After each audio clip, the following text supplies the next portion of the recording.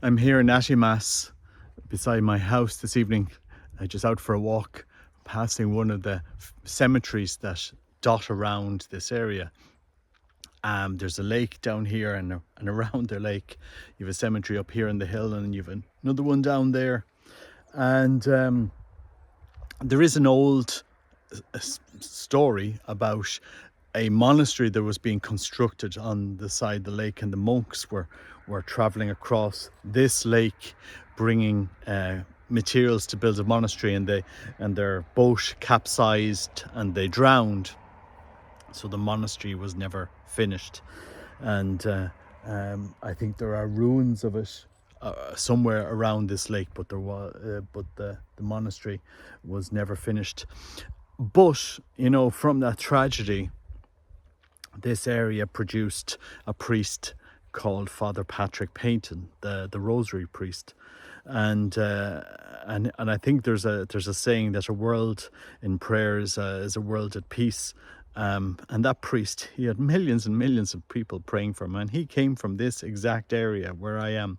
So you can see in the distance, you can see the Nephin mountain here, and then over here you can see the Ox Mountains all around here.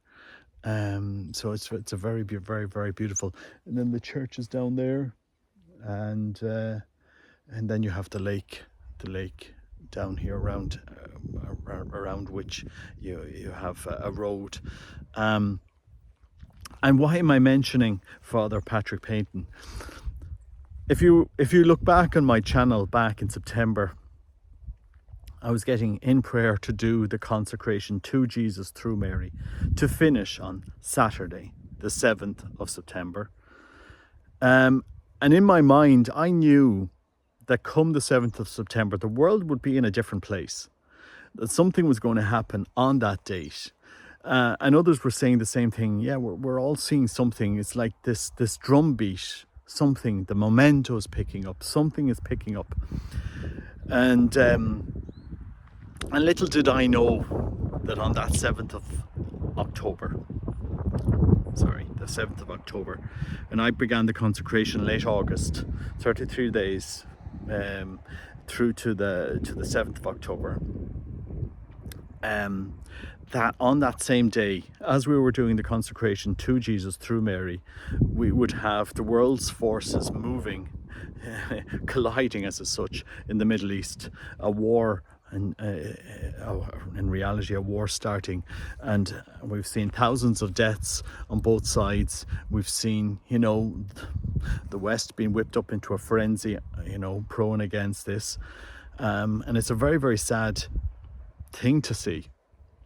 But what's clear is Our Lady is she's not just, she wants the world to wake up and realize, if you turn away from her Son, if you turn away from the truth, you're going to drag a chastisement on yourselves, which you will.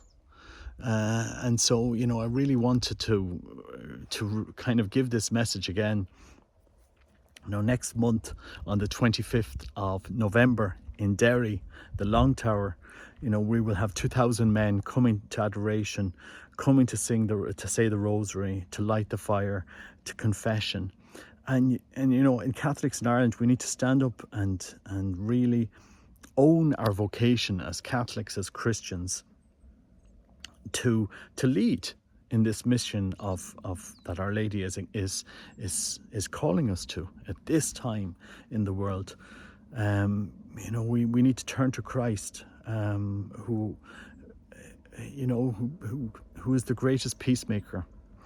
Our Lord said himself, "Blessed are the peacemakers.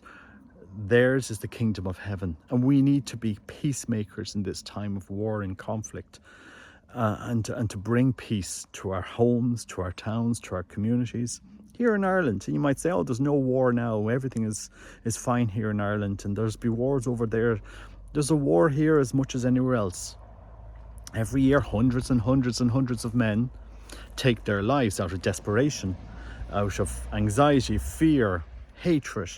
Their lives consumed in addictions, in depressions, in darkness. That's a real war, in a sense. And and that's why Our Lady is calling us to stand up and to be men who are peacemakers, and to lead and to grow the faith and renew the faith. There's so much good happening in Ireland, and I really want to encourage this. Next week there is a men's Cursillo in Derry. I think it's all sold out. Sadly, I can't go to it because my wife is in Poland, but I just want to encourage the men that I do know that are going to the Cursillo in Derry for taking that step to be men of action, to be men of prayer. And no better place to do a Cursillo than in Derry, really, to be honest. They have done so much to renew the faith in Ireland, such amazing communities up there, and I really do hope that Catholics around Ireland get up to Derry. And I'm calling men especially to come to Derry on the 25th of November, 2 to 5 p.m.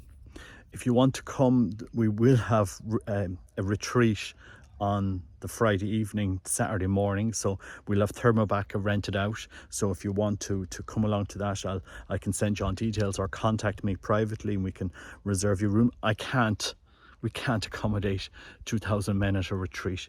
So it's going to be a couple of hundred. And that's what it was last year, was sold out, but we can get 2,000 into Long Tower Church for the adoration, so please come along to that. Men, please bring your sons to adoration and confession on the 25th of November. Show them the beauty of the faith. Everybody was impacted last year about it, and they said, I wish I'd have known. Well, you've no excuses now. Come to the men's adoration in Derry, and follow the example of Father Peyton, who came from here, from Atimas, and he brought millions and millions and millions of people to pray. A family in prayer is a family at peace. Somebody in prayer is a soul at peace. And our Lord said, blessed are the peacemakers. And we need to stand up and be those peacemakers in our families, in our society, in our towns, to stand up and be conscious Catholics, to make a commitment for the faith. Something that was, just as I touch on the Cursillo, there was two people that I mentioned in videos over the last month. One was Kiko Arguello. There's been a lot of discussion in the church about Kiko Arguello and the Neo-Catechumenal movement, and Ralph Martin. I'm reading his book, The Fulfillment of All Desire. Those two men were sparked by doing a Cursillo movement. Ralph Martin talks about in his book, he did a Cursillo de Cristiandad, and the same with Kiko Arguello. Whatever you can say, there seems to be something in doing those 3 days of Cursillo that seems to have sparked people into taking action, into mission. And so I just want to encourage people, especially the men doing the Cursillo next week. Don't just do the Cursillo. Do what the men in Derry are doing. Form men's groups. Bring other men to prayer. Be men of mission. Be men, if it wasn't for the Cursillo movement, and the encouragement that they've given me, a lot of the stuff that we've been doing wouldn't have happened. The walk to cross this year wouldn't have happened if we hadn't had the men's adoration last year. Other retreats, stuff that is cascaded out of that. So, just let's keep this momentum going, and I just want to give that encouragement. Anyway, greetings from Atimas, where I usually come for a walk on a Tuesday. I'm here in one of the cemeteries overlooking this beautiful lake down here. You can't see it, but you can see the Nephin there in the background, and it's a very peaceful and beautiful area. Anyway, God bless you. Take care. Bye bye.